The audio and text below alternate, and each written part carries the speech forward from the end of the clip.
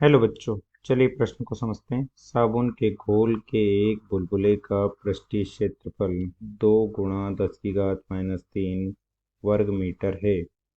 बुलबुले को बढ़ाकर इसके पृष्ठीय क्षेत्रफल दोगुना करने के लिए कितना कार्य करना पड़ेगा? साबुन के घोल का पृष्ठ तनाव 3 × 10⁻² न्यूटन प्रति मीटर है।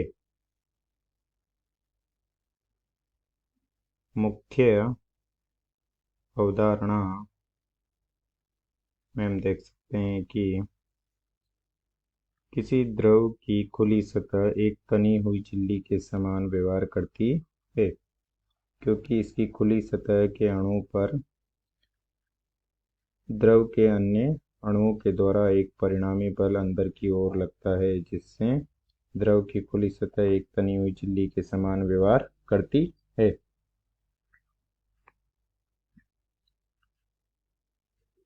तथा जब किसी द्रव के अंदर से किसी अणु को पृष्ठ पर लाया जाता है तो उसके लिए पृष्ठ तनाव के विरुद्ध कार्य करना पड़ता है, तथा यह किया गया कार्य इस पृष्ठ की ऊर्जा के रूप में संचित हो जाता है।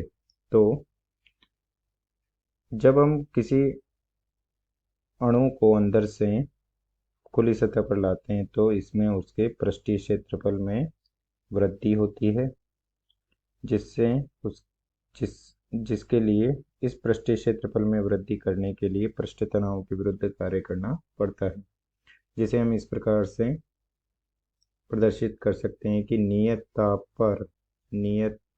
पर क्षेत्रफल में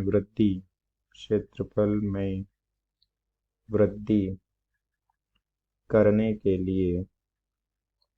के लिए किया गया कार्य W बराबर होता है पृष्ठ तनाव गुणा डेल्टा ए, जहाँ डेल्टा ए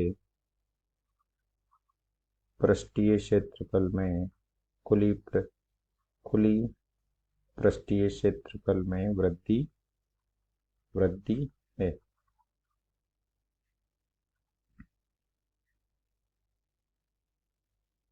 अब चलिए प्रश्न को हल करते हैं। प्रश्न में दिया गया है कि एक बुलबुला है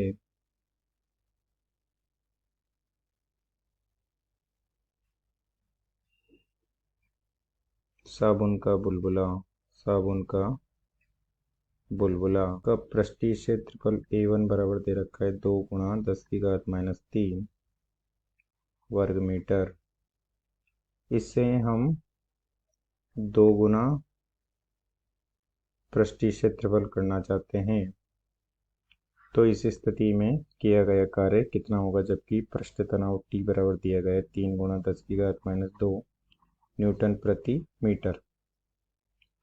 तो पृष्ठीय क्षेत्रफल में वृद्धि हो जाएगी डेल्टा ए बराबर 2A1 - A1, जो कि हो जाएगा A1।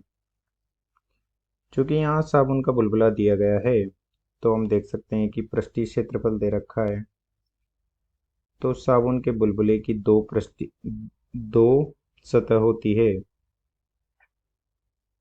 तो उससे हालांकि कोई फर्क नहीं पड़ेगा, क्योंकि यहाँ पर भी अगर पृष्ठीय क्षेत्रफल दोनों सतहों का कुल पृष्ठीय क्षेत्रफल दे रखा है